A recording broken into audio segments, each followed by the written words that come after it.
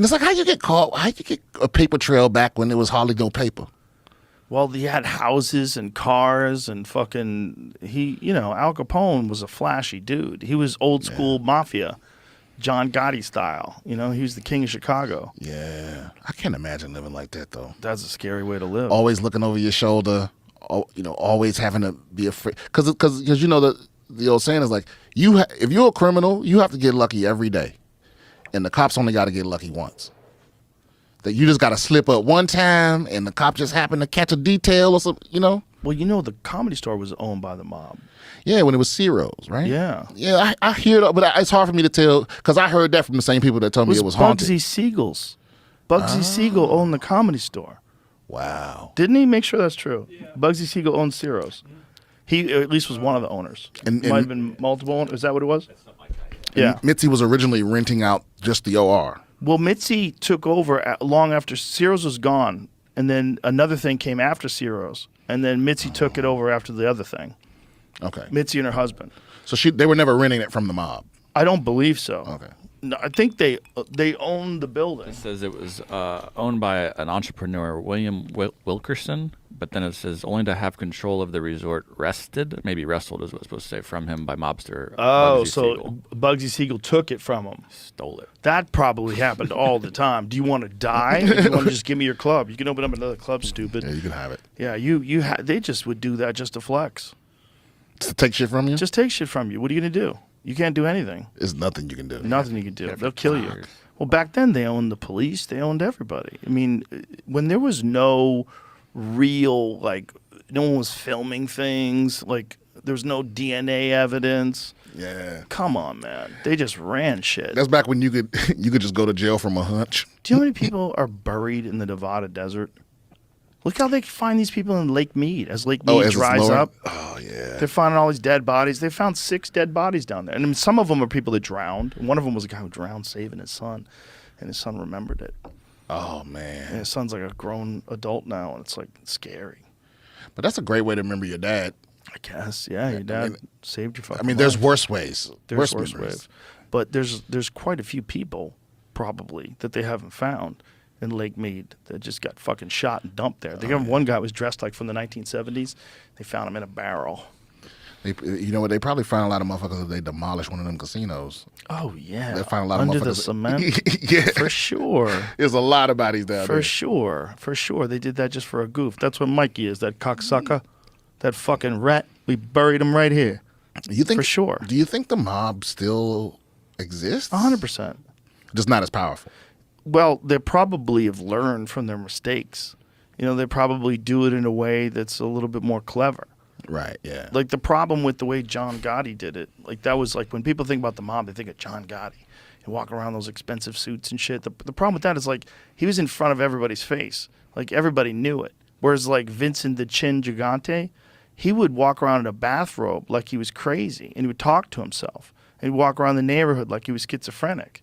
And that was his hustle. That's how he would, they would say, he's running the mob. They're like, what, this crazy guy walking around talking to himself? That's hilarious. And the way they caught him is they put microphones. They knew the way he walked, the route, so they put microphones. They parked their own cars there and put microphones in all these different cars. So as he walked by, they could record all the different shit that he was saying. Damn. So he's ordering hits. And I thought it was going to be they did it with bees or hornets. And as soon as one get in his face, motherfucker, he just started talking straight. Normally. Son of a bitch, who the fuck? Have you ever seen that video of the dude who's a newscaster? This black guy. Oh yeah, that's one of the OG classic. That's one of the classic videos. He's got the full broadcaster voice going. Oh, yeah. Motherfucker. It's hilarious. Oh yeah. On that Thursday here at Augusta High School that led to Chris Wood's death. The fuck is that?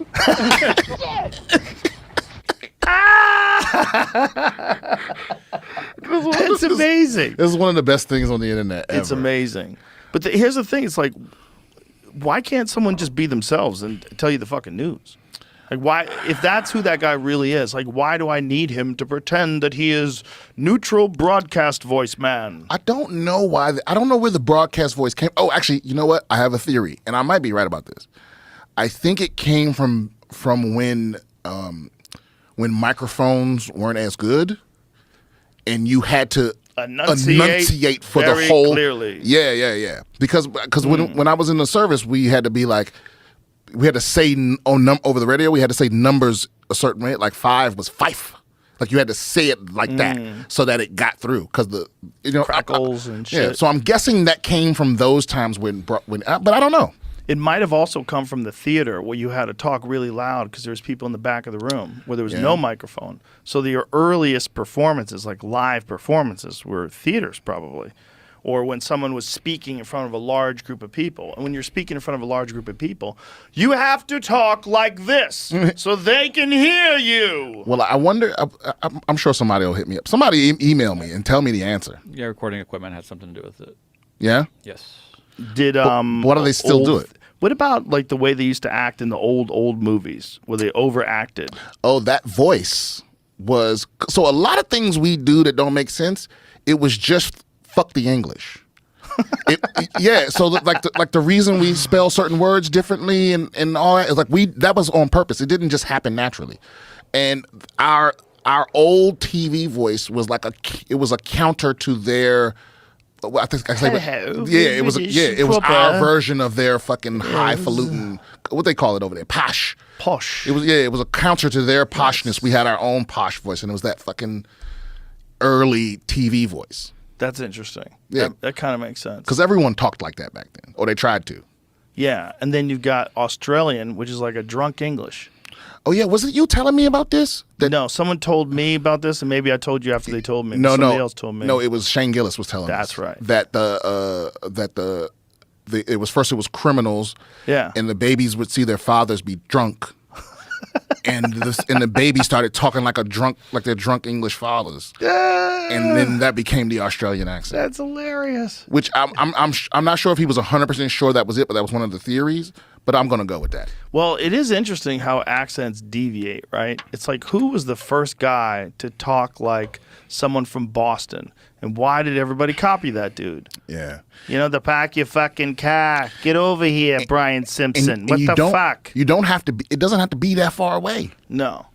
Distinctive Australian accent is the result of a drunken slur caused by the heavy drinking of the early settlers, according to a communications expert from the country. So it's true.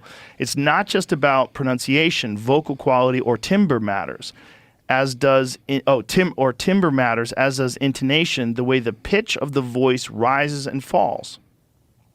Wow. Vocal quality or timbre matters, as does intonation. So that's what it is. All right, Mike. It's fucking better. And